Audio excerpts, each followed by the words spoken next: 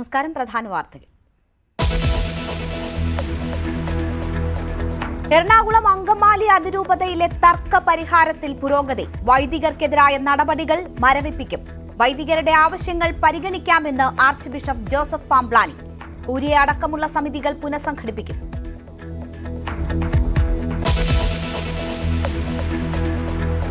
Brewery അഴിമതിയിൽ youth Congress നടത്തിയ secretariat മാർച്ചിൽ സംഘർഷം.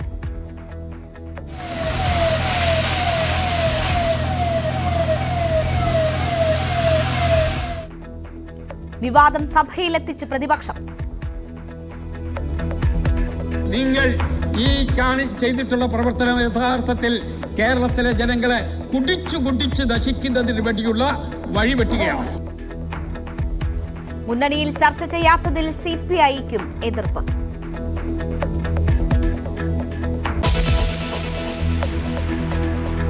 സംസ്ഥാനത്തെ കോൺഗ്രസ് രാഷ്ട്രീയം കലുഷിതം. കെ സുധാകരനെ മാറ്റാൻ കടുംപിടുത്തവുമായി വി.ഡി. സതീശൻ. ഇറക്കിവിട്ടാൽ കൈയും കെട്ടി നോക്കിയിരിക്കില്ലെന്ന് സുധാകരൻ. സുധാകരനെ പിന്തുണച്ച് രമേശ് ചെന്നിത്തല. അദ്ദേഹം ഏറ്റവും നല്ല പ്രാപ്തനായ വ്യക്തിയല്ലേ. പക്ഷേ എന്ത് പാർട്ടിയുടെ പുനഃസംഘടനയുമായി ബന്ധപ്പെട്ട് എന്ത് ചെയ്യണം എന്നുള്ളത് പാർട്ടി ഹൈക്കമാൻഡ് തീരുമാനം.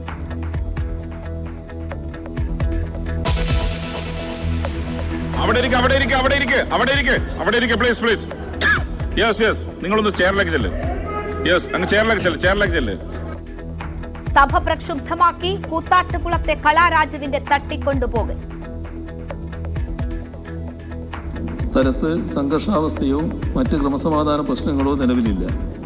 ക്രമസമാധാനം ഉറപ്പുവരുത്തുന്നതിനാവശ്യമായ എല്ലാ നടപടികളും പോലീസ് സ്വീകരിച്ചു വരുന്നു. ഇക്കാര്യം സഭ നിർത്തിവെച്ച് ചർച്ച ചെയ്യേണ്ടതില്ല. നടുത്തളത്തിലിറങ്ങി പ്രതിപക്ഷം. രോഷാകുലനായി വി.ഡി. സതീശൻ. ഈ ക്രിമിനലുകളെ ന്യായീകരിക്കുകയാണ്. മുഖ്യമന്ത്രിയുടെ വാക്കും പഴയ ചാക്കിനും ഒരേ വിലയാണ് എന്നാണ് ഇന്ന് അങ്ങയുടെ മറുപടിയിലൂടെ ഇന്ന് പുറത്തു വന്നത്.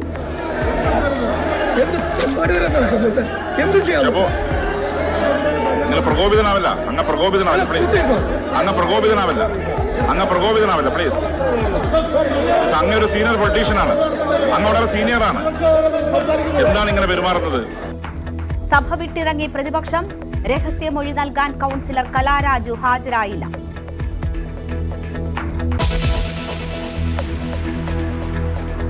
സർക്കാരിനെ കടന്നാക്രമിച്ച CAG റിപ്പോർട്ട്. പൊതുജനാരോഗ്യ മേഖലയിൽ ഡോക്ടർമാരുടെ എണ്ണം കുറവ്. ആരോഗ്യ പരിപാലനത്തിന്റെ നിലവാരം മോശമെന്നും പരാമർശം. ആർദ്രം മിഷൻ ഉദ്ദേശ ലക്ഷ്യം നിറവേറ്റുന്നില്ല.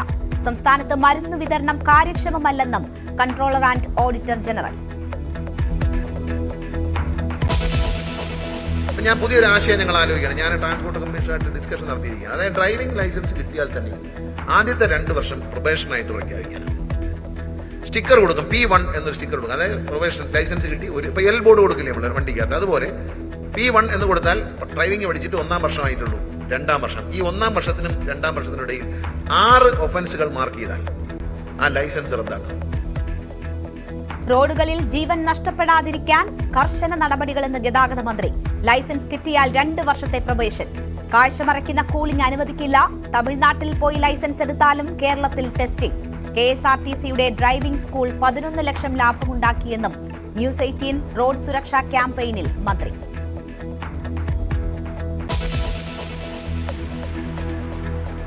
ആലപ്പുഴ മെഡിക്കൽ കോളേജിൽ ഗുരുതര അനാസ്ഥയുടെ നേർക്കാഴ്ച. കോടികൾ വിലയുള്ള ഉപകരണങ്ങൾ ഉപയോഗിക്കാതായിട്ട് 2 വർഷം. കാരണമായി പറയുന്നത് AC നന്നാക്കാത്തത്. സ്വകാര്യ ആശുപത്രികളെ ആശ്രയിക്കേണ്ട ഗതികേടിൽ രോഗികൾ.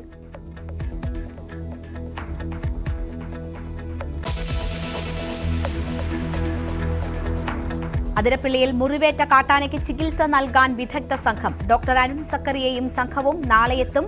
ചികിത്സ കുങ്കി ആനകളെ ഉപയോഗിച്ച് കാട്ടാനയെ പിടികൂടിയ ശേഷം.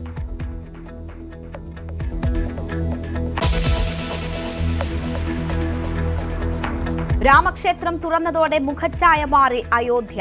കഴിഞ്ഞ വർഷം എത്തിയത് 1.5 കോടി സഞ്ചാരികൾ. വൻകിട ഹോട്ടലുകളും ബാങ്കുകളും അടക്കമുള്ളവ ശാഖകൾ തുറന്നു. പ്രാൺപ്രതിഷ്ഠാ വാർഷികത്തിന് ഇനി 2 ദിവസം മാത്രം.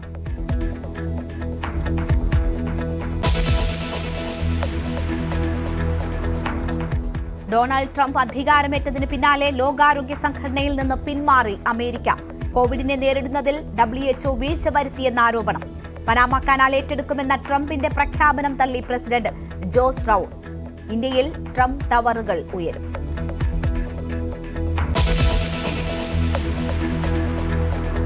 വാർത്തയിലേക്ക് വിശദമായി. KPCC അധ്യക്ഷ സ്ഥാനത്ത് നിന്ന് കെ സുധാകരനെ മാറ്റിയേ മതിയാകൂ എന്ന് പ്രതിപക്ഷ നേതാവ് VD സതീശൻ കേരളത്തിന്റെ ചുമതലയുള്ള AICC ജനറൽ സെക്രട്ടറിയെയാണ് നിലപാട് അറിയിച്ചത്. അതേസമയം പ്രതിപക്ഷ നേതാവിന്റെ സമ്മർദ്ദത്തിന് വഴങ്ങി അപമാനിച്ചിറക്കിവിട്ടാൽ കയ്യും കെട്ടി നോക്കി നിൽക്കില്ലെന്ന് സുധാകരൻ ദീപാദാസ് മുൻഷിയെ അറിയിച്ചു. സംസ്ഥാന നേതൃത്വത്തിലെ ഭിന്നതയിൽ AICC ജനറൽ സെക്രട്ടറിയും കടുത്ത അതൃപ്തിയിലാണ്. News 18 exclusive. KPCC രാഷ്ട്രീയകാര്യ സമിതി യോഗത്തിന് പിന്നാലെ സംസ്ഥാനത്തെ മുതിർന്ന നേതാക്കളുമായി AICC general secretary Deepa Das Munshi നടത്തിയ കൂടിക്കാഴ്ചയിലാണ് അഭിപ്രായ വ്യത്യാസങ്ങൾ മറനീക്കിയത്. അധ്യക്ഷ സ്ഥാനത്ത് തുടരാൻ കെ സുധാകരൻ അയോഗ്യനാണെന്ന് VD സതീശൻ നേതൃത്വത്തെ അറിയിച്ചു. അതേസമയം KPCC അധ്യക്ഷനെ വിശ്വാസത്തിലെടുക്കാതെ പുനഃസംഘടനയുമായി മുന്നോട്ടു പോകരുതെന്ന് AICC നേതൃത്വത്തോട് രമേശ് ചെന്നിത്തലയും ആവശ്യപ്പെട്ടു.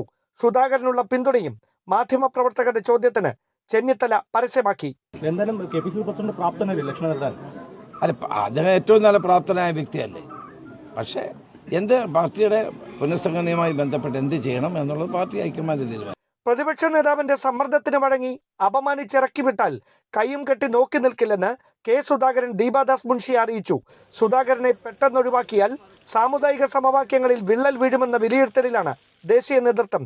തദ്ദേശ തെരഞ്ഞെടുപ്പ് അടുത്തിരിക്കുന്ന പശ്ചാത്തലത്തിൽ വെള്ളാപ്പള്ളിയും ഈഴവ സമുദായവും ഇടഞ്ഞാൽ തിരിച്ചടി നേരിടേണ്ടി വരുമെന്ന് ആശങ്കയും നേതൃത്വത്തിനുണ്ട്. അതിനിടെ ക്രൈസ്തവ സഭാ നേതൃത്വത്തിന്റെ പിന്തുണയോടെ KPCC അധ്യക്ഷ സ്ഥാനത്തേക്കെത്താൻ ആന്റോ ആന്റണിയും നീക്കം സജീവമാക്കി.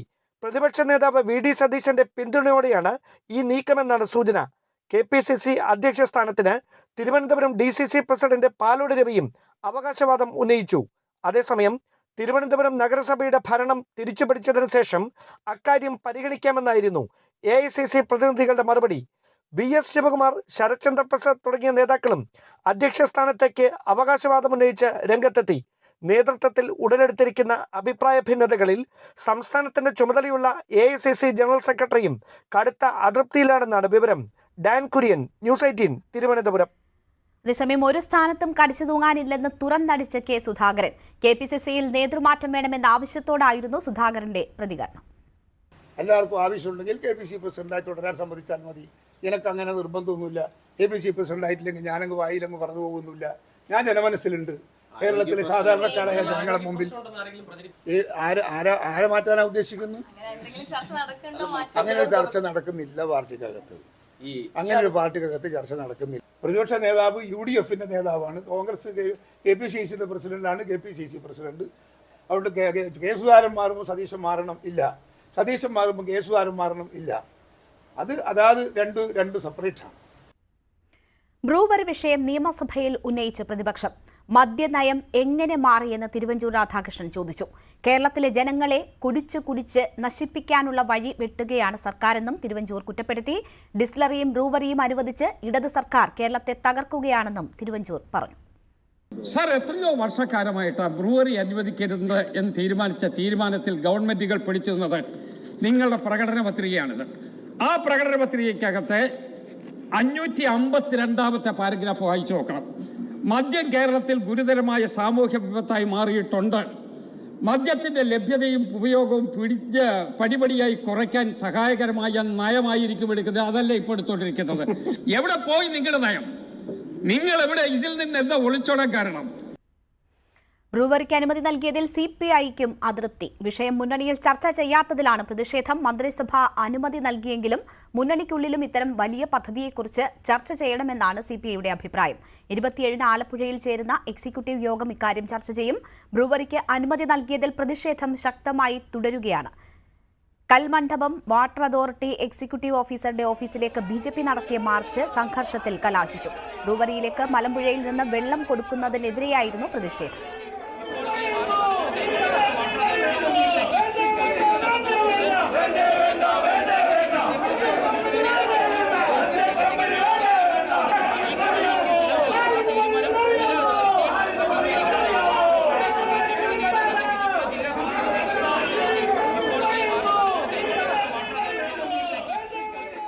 ബ്രൂവറിക്ക് അനുമതി നൽകിയ സർക്കാർ ഉത്തരവ് പിൻവലിക്കണമെന്ന് രമേശ് ചെന്നിത്തല ആവശ്യപ്പെട്ടു. പ്ലാച്ചിമടയിൽ നിന്നും കോള കമ്പനിയെ കെട്ടുകെട്ടിച്ചവരാണ് ജലചൂഷണത്തിന് അവസരം നൽകുന്ന പുതിയ പദ്ധതിക്ക് അനുകൂലമായി നിൽക്കുന്നതെന്നും ചെന്നിത്തല വിമർശിച്ചു.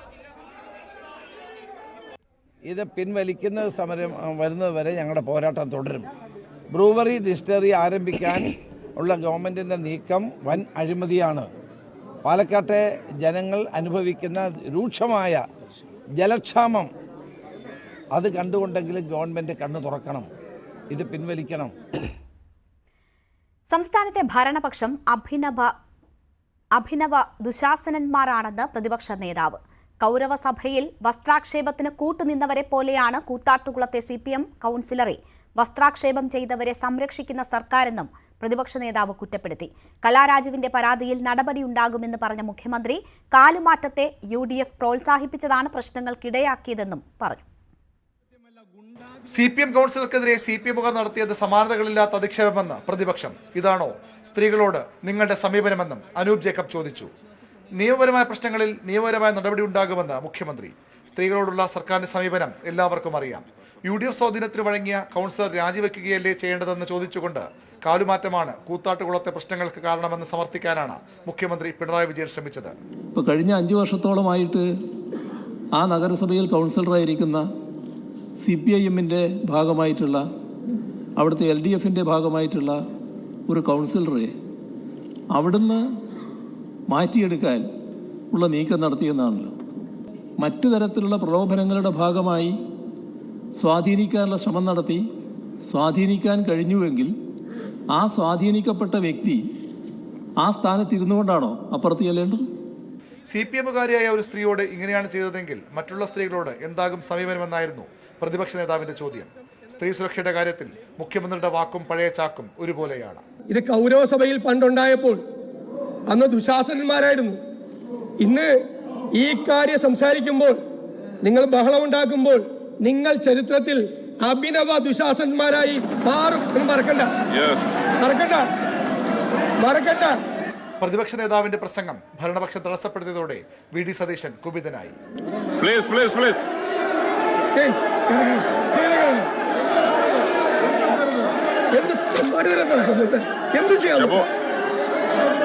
പ്രകോപിതനാവല്ല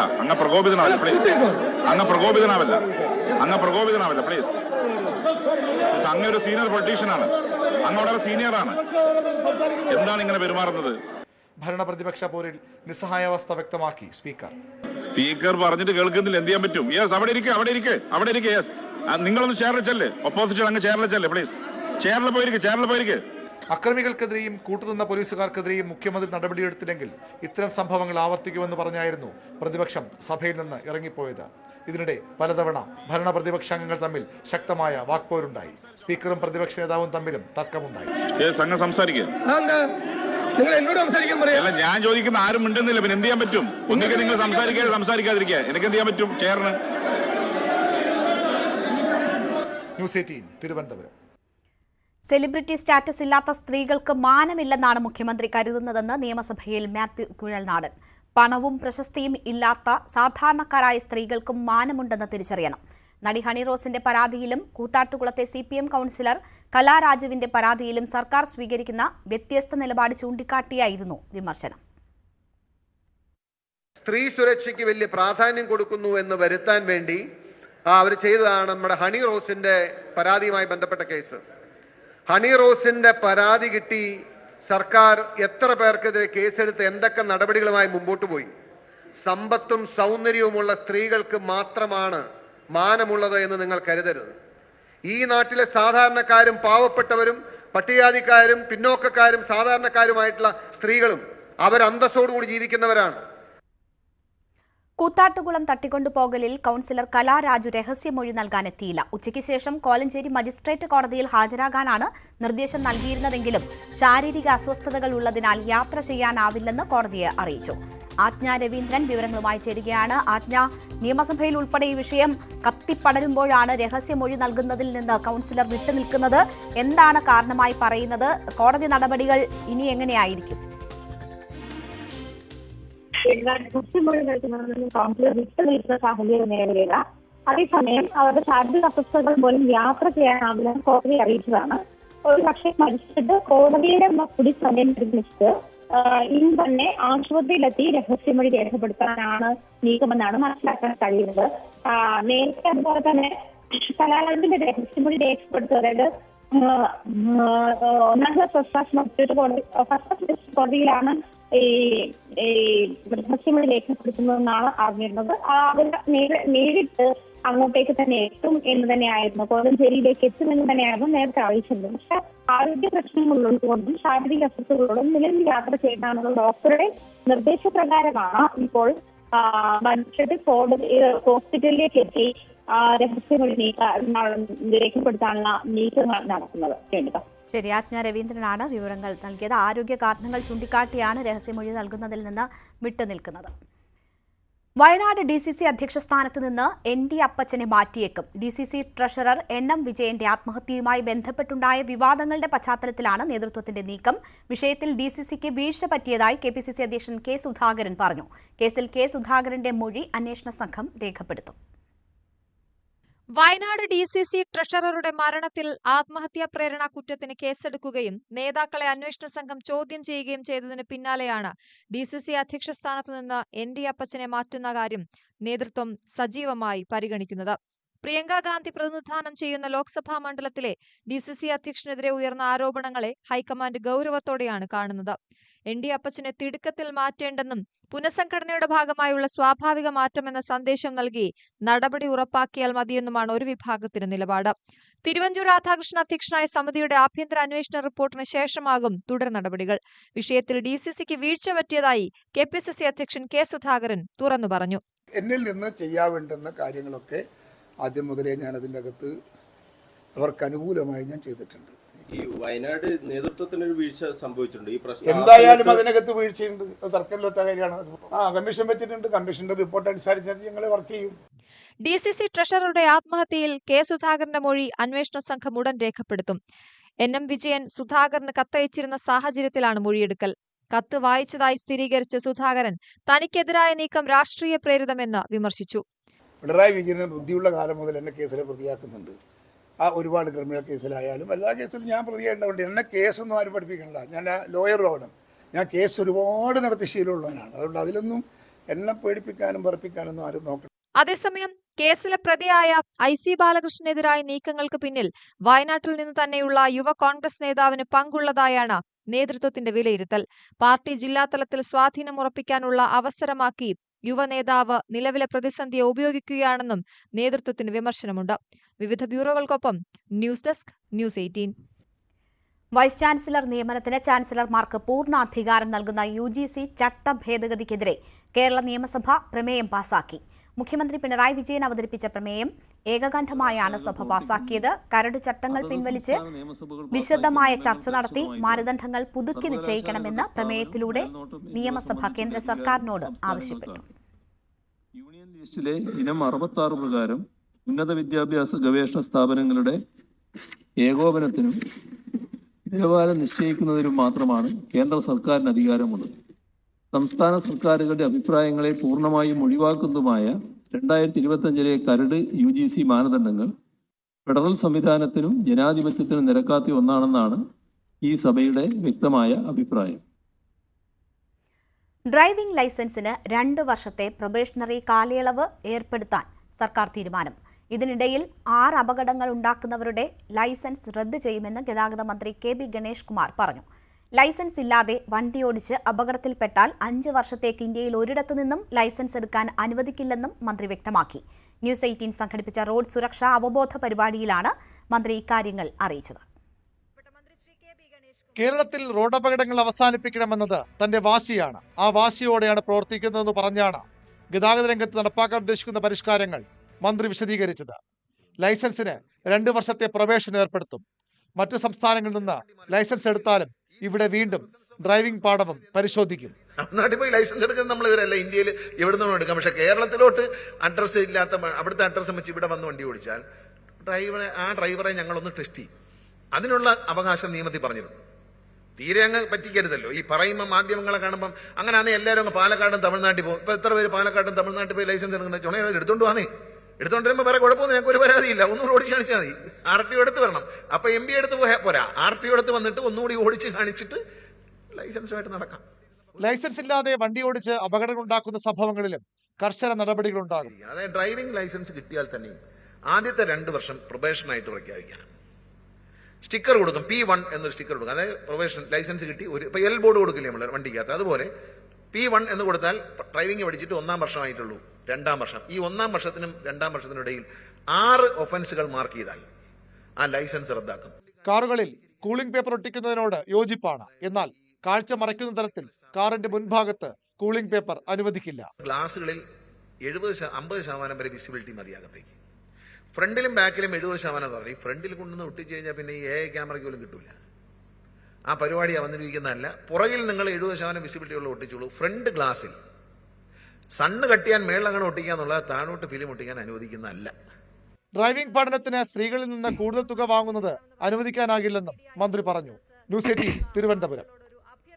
ചേന്നമംഗലത്ത് ഒരു കുടുംബത്തിലെ 3 പേരെ വെട്ടിക്കൊലപ്പെടുത്തിയ കേസിലെ പ്രതി ഋതുവിനെ കൊലപാതകം നടന്ന വീട്ടിലെത്തിച്ച് ഇന്ന് തെളിവെടുത്തേക്കും.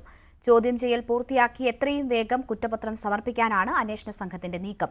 ഋതുവിനെതിരെ മുൻപും തനിക്ക് പരാതി ലഭിച്ചിരുന്നതായി വാർഡ് കൌൺസിലർ ദിവ്യ ന്യൂസ് 18നോട് പറഞ്ഞു. പ്രതിക്കെതിരെ കടുത്ത ജനരോക്ഷം നിലനിൽക്കുന്ന സാഹചര്യത്തിൽ അതീവ സുരക്ഷയിലായിരിക്കും തെളിവെടുപ്പ്. പ്രതി ഋതുവിന്റെ വീട്ടിന് പരിസരത്ത് കൂടുതൽ പോലീസിനെ വിന്യസിച്ചു. ഋതുവിനെതിരെ മുൻപ് തനിക്ക് പരാതി ലഭിച്ചിരുന്നതായി വാർഡ് കൌൺസിലർ ദിവ്യ ഉണ്ണികൃഷ്ണൻ ന്യൂസ് 18നോട് പറഞ്ഞു. തുടർന്ന് നടത്തിയ അന്വേഷണത്തിൽ ഋതുവിനെതിരെ പലർക്കും പരാതിയുള്ളതായി ബോധ്യപ്പെട്ടുവെങ്കിലും മുന്നോട്ടു വരാൻ ആരും തയ്യാറായില്ല. എന്റെ അടുത്ത് അവിടെ അടുത്തുള്ള ഒരാളാണ് എന്നെ വിളിച്ചു പറഞ്ഞത്, ആ പരിസരത്ത് ഒരു ശല്യം ഉണ്ടാക്കുന്ന ഒരു പ്രശ്നമുണ്ട്, പല വീടുകളിലും കയറി ഗേറ്റിലൊക്കെ തട്ടിയും മുട്ടയൊക്കെ ചെയ്യുന്നു എന്നുള്ള ഒരു പരാതി ഒരു ദിവസം ഒരു 6 മാസം മുന്നായിട്ട് വിളിച്ചു പറഞ്ഞിരുന്നു. അതിന്റെ അടിസ്ഥാനത്തിൽ ഞാൻ അതിന്റെ അടുത്ത ദിവസങ്ങളിൽ തന്നെ ഒരു മീറ്റിംഗ് അവിടെ ഞങ്ങളുടെ വാർഡിൽ കൂടെ ഉണ്ടായിരുന്നു. ഈ ഋതുവിന്റെ അമ്മ അവിടുത്തെ മുൻ CDS മെമ്പർ കൂടിയായിരുന്നു. അപ്പൊ അതൊന്ന് അന്വേഷിക്കണം, എന്താണ് അവിടെ പ്രശ്നം എന്ന് ചോദിച്ചപ്പോൾ പറഞ്ഞത് അങ്ങനെ ഒരു പ്രശ്നം ആ പ്രദേശത്തില്ല എന്നാണ് പറഞ്ഞത്. അങ്ങനെ ഒരു പ്രശ്നം അവിടെ ഇല്ല, അങ്ങനെ ഉണ്ടെങ്കിൽ തന്നെ നമുക്ക് വാർഡ് മെമ്പർ എന്നുള്ള രീതിയിൽ എന്തായാലും ഞാൻ വിളിച്ചു പറഞ്ഞോളാം, ഇനി എന്തെങ്കിലും അവിടെ ഉണ്ടാവുകയാണെങ്കിൽ വിളിച്ചു പറഞ്ഞോളാം എന്നാണ് പറഞ്ഞത്. പക്ഷെ പിന്നീട് ആരും അതിനെപ്പറ്റി വിളിച്ചു പറഞ്ഞില്ലായിരുന്നു. കൊലപാതകമുണ്ടാക്കിയ മാനസികാഘാതത്തിൽ നിന്നും അയൽവാസികൾ ഇപ്പോഴും മുക്തരായിട്ടില്ല. അതിനാൽ കൌൺസിലിംഗ് അടക്കം നൽകാനാണ് ചേന്നമംഗലം പഞ്ചായത്തിന്റെ തീരുമാനം. കൊലപാതകത്തിന് ദൃക്സാക്ഷികളാകേണ്ടി വന്ന മരിച്ച വിനീഷയുടെ കുട്ടികൾക്കും കൌൺസിലിംഗ് നൽകും. ഇപ്പോൾ ശരിക്കും പറഞ്ഞാൽ ഈ നാടിനെ തന്നെ ചേന്നമംഗലത്തെ തന്നെ നടുക്കിയ ഒരു സംഭവമാണത്. അപ്പോൾ ശരിക്കും പറഞ്ഞാൽ ഈ 2 പിഞ്ചു കുഞ്ഞുങ്ങൾ ഇത്രയും വലിയൊരു സംഭവം നേരിട്ട് കണ്ടു നിൽക്കുന്നു എന്ന് പറഞ്ഞത് ഒരു മനസാക്ഷിനെ ഞെട്ടിക്കുന്ന ഒരു സംഭവം തന്നെയാണ്. അപ്പോൾ കുട്ടികൾക്ക് വേണ്ട സപ്പോർട്ട് എന്തായാലും അവർക്ക് കൊടുക്കും. നാളെ നമുക്ക് എല്ലാ വീടുകളിലേക്കും, അതായത് ഹെൽത്ത് സംവിധാനങ്ങൾ ഉപയോഗപ്പെടുത്തിയിട്ട് അവിടെ എല്ലാ വീടുകളിലേക്കും അവരുടെ മാനസികാവസ്ഥ എന്താണെന്ന് അറിയാൻ വേണ്ടിയിട്ട് നമ്മളെല്ലാ വീട്ടിലും എല്ലാ വീടുകളും കയറിയിറങ്ങി ഒരു ഇത് നടത്തുന്നുണ്ട്. 5 ദിവസത്തേക്കാണ് പ്രതിയെ പോലീസ് കസ്റ്റഡിയിൽ വിട്ടിരിക്കുന്നത്. ജയിലിനുള്ളിലും പ്രതി യാതൊരു ഭാവഭേദവുമില്ലാതെയാണ് പെരുമാറിയതെന്നാണ് പോലീസിന് ജയിലധികൃതർ നൽകിയ വിവരം.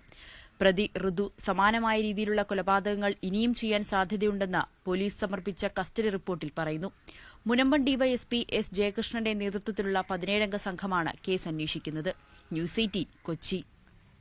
സിനിമാ നിർമ്മാതാവ് ജോ പി ജോർജിനെതിരെ സാമ്പത്തിക തട്ടിപ്പിന് കേസ്. ബിസിനസ്സിൽ പങ്കാളിയാക്കാമെന്ന് വാഗ്ദാനം ചെയ്ത് പണം തട്ടിയെടുത്തു എന്നാണ് പരാതി. കിടങ്ങൂർ സ്വദേശി പ്രകാശ് കുരുവിളയുടെ പരാതിയിലാണ് കടുത്തുരുത്തി പോലീസ് കേസെടുത്തത്.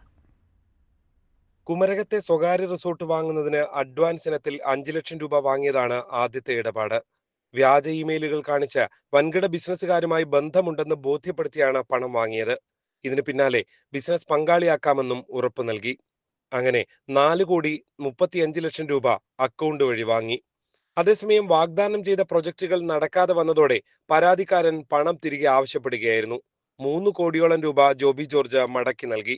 ബാക്കി തുക നൽകാതെ വന്നതോടെയാണ് കിടങ്ങൂർ സ്വദേശിയായ പ്രകാശ് കുരുവിള കടുത്തുരുത്തി പോലീസിന് പരാതി നൽകിയത്. വിശ്വാസവഞ്ചന ഉൾപ്പെടെയുള്ള വകുപ്പുകൾ ചുമത്തിയാണ് പോലീസ് FIR ഇട്ടത്. ഇരുവരും തമ്മിൽ നേരത്തെയും സാമ്പത്തിക ഇടപാടുകൾ ഉണ്ടായിരുന്നതായി സൂചനയുണ്ട്. ന്യൂസ് 18 കോട്ടയം. തൃശൂർ അതിരപ്പള്ളിയിൽ മസ്തകത്തിൽ മുറിവേറ്റ കാട്ടാനയ്ക്ക് ചികിത്സ നൽകാൻ വിദഗ്ധ സംഘം. കാട്ടാനയെ പിടികൂടി ചികിത്സിക്കുന്നതിനായി വനം വകുപ്പ് chief veterinary surgeon doctor Arun സഖറിയയും 20-അംഗ സംഘവും നാളെ അതിരപ്പള്ളിയിലെത്തും. കുങ്കിയാനകളെ ഉപയോഗിച്ച് പരിക്കേറ്റ ആനയെ പിടികൂടിയ ശേഷമാകും ചികിത്സ നൽകുക. അതിരപ്പള്ളി ഏഴാറ്റുമുഖം ഭാഗത്താണ് മസ്തകത്തിൽ പരിക്കേറ്റ് വ്രണമായ നിലയിൽ കൊമ്പനാനയെ കണ്ടെത്തിയത്. മുറിവിൽ നിന്ന് പഴുപ്പൊലിക്കുന്നതടക്കമുള്ള ദൃശ്യങ്ങൾ പുറത്തു വന്നതോടെ ആനയെ ചികിത്സിക്കാൻ വനം വകുപ്പ് തീരുമാനിക്കുകയായിരുന്നു. വനം വകുപ്പ് chief veterinary surgeon doctor Arun സക്രയ്ക്കാണ് ചികിത്സാ ചുമതല. ചീഫ് വൈൽഡ് ലൈഫ് വാർഡന്റെ ഉത്തരവിന്റെ അടിസ്ഥാനത്തിൽ ഡോക്ടർ അരുണും 20 അംഗ സംഘവും നാളെ അതിരപ്പിള്ളിയിലെത്തും. ആനയെ പിടികൂടുന്നതിനായി വിക്രം, സുരേന്ദ്രൻ എന്നീ കുംകിയാനകളെയും അതിരപ്പിള്ളിയിലെത്തിക്കും. ആനയെ മയക്കുവെടി വെച്ച് കുംകിയാനകളുടെ സഹായത്തോടെ പിടികൂടി ചികിത്സ നൽകാനാണ് തീരുമാനം. ചികിത്സ ആരംഭിക്കുന്നതിന് മുന്നോടിയായി വെറ്ററിനറി ഡോക്ടർമാരായ ഡേവിഡ്, ബിനോയ്, മിഥുൻ എന്നിവരുടെ നേതൃത്വത്തിൽ കാലടി 2ാം ബ്ലോക്ക് പ്രദേശത്ത് നിലുറപ്പിച്ച ആനയെ നിരീക്ഷിച്ചു വരികയാണ്. തൃശൂർ, എറണാകുളം ജില്ലാ അതിർത്തി പ്രദേശമായതിനാൽ വാഴച്ചാൽ, ചാലക്കുടി, മലയാറ്റൂർ ഡിഎഫ്ഒമാരുടെ നേതൃത്വത്തിലാണ് നടപടികൾ പുരോഗമിക്കുന്നത്. ന്യൂസ് 18 തൃശൂർ. ബാൽക്കണിയിൽ നിന്നുള്ള നഗ്നതാ പ്രദർശനത്തിൽ മാപ്പ് ചോദിച്ച് നടൻ വിനായകൻ. തന്റെ ഭാഗത്തു നിന്നുണ്ടായ എല്ലാ നെഗറ്റീവ് എനർജികൾക്കും പൊതുസമൂഹത്തോട് മാപ്പ് ചോദിക്കുന്നുവെന്ന് വിനായകൻ പറഞ്ഞു. ഫേസ്ബുക്കിൽ പോസ്റ്റ് ചെയ്ത കുറിപ്പിലൂടെയാണ് താരം മാപ്പ് പറഞ്ഞത്. എറണാകുളം അങ്കമാലി അതിരൂപതയിലെ തർക്കത്തിൽ ആർച്ച് ബിഷപ്പ് ജോസഫ് പാംപ്ലാനിയുമായി നടത്തിയ ആദ്യഘട്ട ചർച്ച പോസിറ്റീവ് എന്ന് വൈദികർ. മുന്നോട്ട് വെച്ച ആവശ്യങ്ങൾ പരിഗണിക്കാമെന്ന് മാർ ജോസഫ് പാംപ്ലാനി ഉറപ്പു നൽകി. വൈദികർക്കെതിരായ നടപടികൾ മരവിപ്പിക്കുമെന്നും കൂരിയയും മറ്റ് കാനോനിക സമിതികളും പുനഃസംഘടിപ്പിക്കുമെന്ന് ഉറപ്പു ലഭിച്ചുവെന്നും ഇവർ പറയുന്നു. അതിരൂപതയിലെ വൈദികരെ 4 സോണുകളാക്കി തിരിച്ച് ചർച്ച നടത്തും. അൽമായരുമായും ചർച്ചയുണ്ടാകും. തുടർ ചർച്ചകളിൽ major arch bishop Raphael Thattil കൂടി പങ്കെടുക്കുന്ന കാര്യം പരിഗണിക്കുമെന്നും മാർ ജോസഫ് പാംപ്ലാനി ഉറപ്പു നൽകിയതായി വൈദികർ പറയുന്നു. ആർച്ച് ബിഷപ്പ് പാംപ്ലാനി ഞങ്ങൾ ചർച്ചയുടെ 2ാം ഘട്ടത്തിലേക്ക് ഞങ്ങളിന്ന് ചർച്ചയ്ക്കായിട്ടിരുന്നു. 10:00 ഞങ്ങൾ ചർച്ചകൾ ആരംഭിച്ചു. അപ്പോൾ അതിൽ ഞങ്ങൾ ഏതാനും കാര്യങ്ങൾ ഞങ്ങൾ ആവശ്യപ്പെടുകയും അദ്ദേഹത്തെ അറിയിക്കുകയൊക്കെ ചെയ്തു. അതിന് കിട്ടിയ മറുപടികളാണ്. അപ്പോൾ ഞാൻ ഓരോന്നോരോന്നായിട്ട് ഞാൻ നോക്കിയാണ് പറയുള്ളൂ. ഓരോന്നോരോന്നായിട്ട് പറയാം. ഒന്നാമത്തെ കാര്യം, ഈ അതിരൂപത ഭവനം അതിൽ നിന്ന് പോലീസിൻ്റെ സംരക്ഷണം ഒഴിവാക്കുകയും പോലീസിൻ്റെ സാന്നിധ്യം പൂർണ്ണമായിട്ട് ഇവിടുന്ന് ഒഴിവാക്കുകയും ചെയ്തു. അത് പിതാവ് ഞങ്ങൾക്ക് അന്ന് 12-ാം തീയതി ഞായറാഴ്ച വാക്ക് തന്ന കാര്യമാണ്. അത് പൂർണ്ണമായിട്ടും പിതാവ് പാലിച്ചു. അതിൽ ഞങ്ങൾ ആർച്ച് ബിഷപ്പിനെ വളരെയധികം അഭിനന്ദിക്കുകയും അത് പരസ്പരമുള്ള വിശ്വാസം ആർജിക്കുന്നതിലെ ഒരു വലിയ സ്റ്റെപ്പായിട്ട് ഞങ്ങൾ കണക്കാക്കുന്നു. ഡാനി ഇപ്പോൾ ഉണ്ട് വാർത്തയുടെ വിശദാംശങ്ങളുമായി. ഡാനി, ഈ വിമത വിഭാഗത്തിന്റെ ഏറ്റവും വലിയ ആവശ്യങ്ങൾ അംഗീകരിക്കാം അല്ലെങ്കിൽ അത് പരിഹരിക്കാം എന്ന ഒരു ഉറപ്പ് ലഭിച്ചിരിക്കുന്നു എന്നാണ് അവർ തന്നെ പറയുന്നത്. ഈ കൂരിയ പുനഃസംഘടിപ്പിക്കണം, വൈദികർക്കെതിരായ നടപടി പിൻവലിക്കണം എന്നതൊക്കെയുള്ളത് ഏറ്റവും പ്രധാനപ്പെട്ട ആവശ്യങ്ങളാണ്. അപ്പോൾ പ്രശ്നപരിഹാരത്തിലേക്ക് കാര്യങ്ങൾ നീങ്ങുന്നു എന്ന് വേണമോ മനസ്സിലാക്കാൻ? രേണുക, ആദ്യഘട്ട ചർച്ച പോസിറ്റീവ് ആയിരുന്നു എന്നാണ് പറഞ്ഞിരിക്കുന്നത്. കാരണം നിലവിൽ ഇതുമായി ബന്ധപ്പെട്ട് നടത്തിയ ചർച്ചകളൊന്നും ഇത്ര ഒരു ആശാവഹമായിരുന്നില്ല. ഇതിപ്പോൾ മെത്രാപ്പൊലിത്തൻ വികാരിയായി ചുമതലയേറ്റ ആർച്ച് ബിഷപ്പ് മാർ ജോസഫ് പാംപ്ലാനിയുടെ നേതൃത്വത്തിലാണ് ചർച്ച നടന്നത്. അദ്ദേഹം വളരെ അടുപ്പവും ഇവരായിട്ട് പുലർത്തുന്ന ഒരാൾ കൂടിയാണ്. അപ്പോൾ ഈ ചർച്ച ആദ്യഘട്ടത്തിൽ തന്നെ അതിന്റെ ഒരു പോസിറ്റീവ് ആണ് എന്ന രീതിയിലാണ് വൈദികർ പ്രതികരിച്ചിരിക്കുന്നത്. ഇവരുടെ ആവശ്യങ്ങളിൽ ഒരു അനുകൂലമായ ഒരു നിലപാട് ഉണ്ടാകുമെന്ന രീതിയിലേക്ക് മാർ ജോസഫ് പാംപ്ലാനി ഉറപ്പ് നൽകിയതായി വൈദികർ തന്നെ പറയുന്നു. അതനുസരിച്ചാണെങ്കിൽ കൂരിയയും മറ്റ് കാനോനിക സമിതികളും വൈകാതെ പുനഃസംഘടിപ്പിക്കും. പൂർണ്ണമായത് ഇപ്പോഴുള്ളവരെ ഒഴിവാക്കുക എന്നൊരു അർത്ഥത്തിലായിരിക്കില്ല. ഒരുപക്ഷെ വൈദികർക്ക് അവരുടെ പ്രതിനിധികൾക്ക് കൂടി പ്രാതിനിധ്യം അല്ലെങ്കിൽ അവർ നിർദ്ദേശിക്കുന്ന ആളുകൾക്ക് കൂടി പ്രാതിനിധ്യം ലഭിക്കുന്ന രീതിയിലായിരിക്കും അത്തരമൊരു സംഘാടനം വരുന്നത്. അതുമാത്രവുമല്ല, വൈദികരായിട്ട് പൂർണ്ണമായും ചർച്ച നടത്താൻ തയ്യാറാണെന്ന് അറിയിച്ചിരിക്കുന്നു. അതൊരു നല്ല സൂചന തന്നെയാണ്. വൈദികരെ സോണുകളായി തിരിച്ച് ചർച്ച നടത്താൻ എന്തായാലും ആദ്യഘട്ടം അനുകൂലമായ നിലപാട് സ്വീകരിക്കുന്നു എന്ന കാര്യമാണ് വൈദികർ സൂചിപ്പിച്ചത്. ഡാനിപ്പോളാണ് വാർത്തയുടെ വിശദാംശങ്ങൾ നൽകിയത്. ഈ ബുള്ളറ്റിൻ പൂർണ്ണമാവുകയാണ്. നമസ്കാരം.